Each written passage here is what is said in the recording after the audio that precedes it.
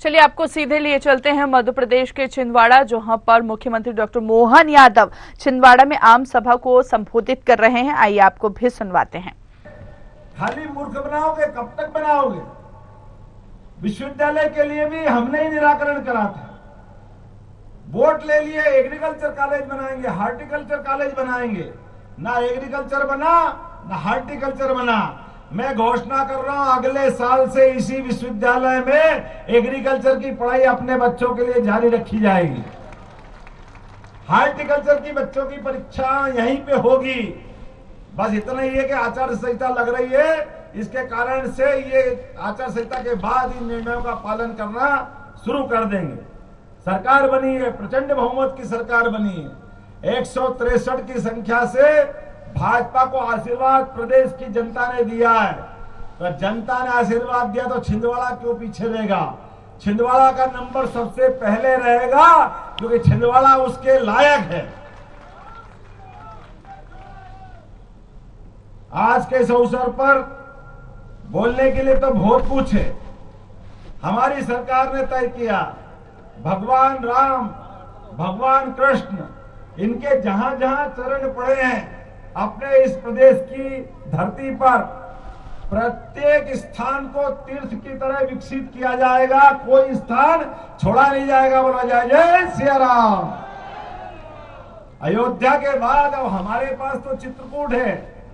भगवान ने 11.5 साल हमारे साथ बिताया। अपने प्रदेश में उसी चित्रकूट पर विकास का प्राधिकरण बना करके योग्य तरीके से पूरा विकास किया जाएगा। हमारी सरकार एक ने अनेक निर्णय कर रही है, लेकिन अभी ये जो चुनाव है, ये चुनाव तो दिल्ली वालों के लिए है। और दिल्ली वालों ने क्या क्या किया है आप देखो जरा ध्यान से। नरेंद्र मोदी जी के नेतृत्व में जिस प्रकार से सरकार काम कर रही है, देश का बच्चा बच्चा मोदीमय हो चुका है। हम सबका सौभाग्य है, आने वाले समय में देश को दुनिया का नंबर 1 देश बनाना है, भारत को दिव्य और भव्य बनाना है। इसलिए यह चुनाव नरेंद्र मोदी जी का चुनाव है। जोरदार ताली बजाओ नरेंद्र मोदी जी के साथ चलने के लिए। हम और आप संकल्प करें। आप बताओ, केवल 10 साल का समय मिला भाजपा की पूर्ण बहुमत की सरकार के साथ, लेकिन कौन सा ऐसा विषय है जिन विषयों को लेकर के नरेंद्र मोदी जी ने देश में काम नहीं किया? हर वो विषय जिसके आधार पर देश का सम्मान बढ़े, देश अपने विकास के पथ पे चले, और तो और कानून का पालन सबके लिए बराबर होना चाहिए। तो कानून केवल गरीब आदमी के लिए है।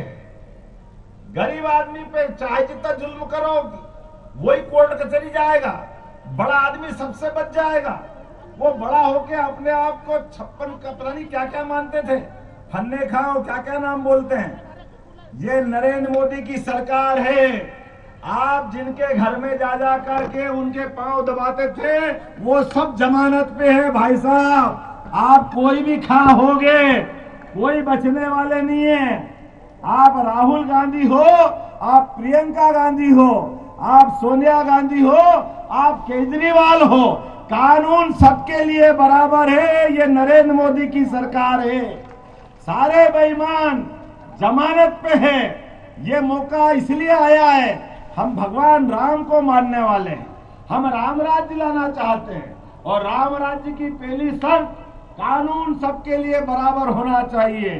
तो जो जो जेल में जाए, वो जेल में जाने के रास्ते पे खड़ा है, वो सब हाय मोदी, हाय मोदी, हाय मोदी, बचाओ मोदी से, बचाओ मोदी से, सब चिल्ला रहे हैं। लेकिन जैसे कर्म करोगे, जो आपने बोया है, आवाज नहीं आ रही है, जो बोगे आपने जो करा वो भुगतना तो आपको है। इतना मूर्ख बनाया, इतना मूर्ख बनाया। अरे भगवान राम के मंदिर को लेकर हिंदू मुसलमान को लड़ाया, भगवान राम के मंदिर को लेकर के जन्म स्थान को लेकर विवादित बनाया। और वो किस देश में? भारत देश में। 90 के दशक की याद करो, लगातार जब भी बात निकली भगवान राम के मामले में कुछ मत करना, बवाल हो जाएगा, खून की नदियां बह जाएगी। ये उसी प्रकार से जो जम्मू कश्मीर के मसले में हुआ था, धारा 370 हट जाएगी, कांग्रेस के नेता पता नहीं देश में बवाल आ जाएगा। हमें गर्व है इस बात का, अयोध्या का भगवान राम का गगनचुंबी मंदिर बना है, शिलान्यास भी हुआ और लोकार्पण भी हुआ। और क्या हिंदू मुस्लिम एकता के साथ हुआ, जोरदार ताली बजा करके जोर से बोलो जय जय सिया राम। अब देश की दुनिया जनता इनको माफ करेगी क्या? हमारे देवी देवताओं का वर्षों तक आजादी के बाद जन्मस्थान पे मंदिर नहीं बना सकते। धारा 370 के माध्यम से 40,000 लोगों का, निरपराध लोगों के अगर हत्याएं हुई है, ये कलंक कांग्रेस के माथे, कमलनाथ के माथे, क्योंकि आप भी उस सरकार में मंत्री थे, आप भी सांसद थे। ये निरपराध लोग क्यों मारे गए? क्योंकि अक्षम लोग सरकार चला रहे थे। हमारे देश के बॉर्डर पर सैनिकों के सिर काट के ले जा रहे थे। ये पाप क्यों हो रहा था? क्योंकि नकारा सरकार दिल्ली पे राज करती रही। मुझे इस बात की प्रसन्नता है, अब यह नरेंद्र मोदी जी का समय है। पाकिस्तान के बाप की मजाल लिए कि बॉर्डर के इस पार कुछ करके देख ले, वो घर में ही निपट ले, वही बहुत है।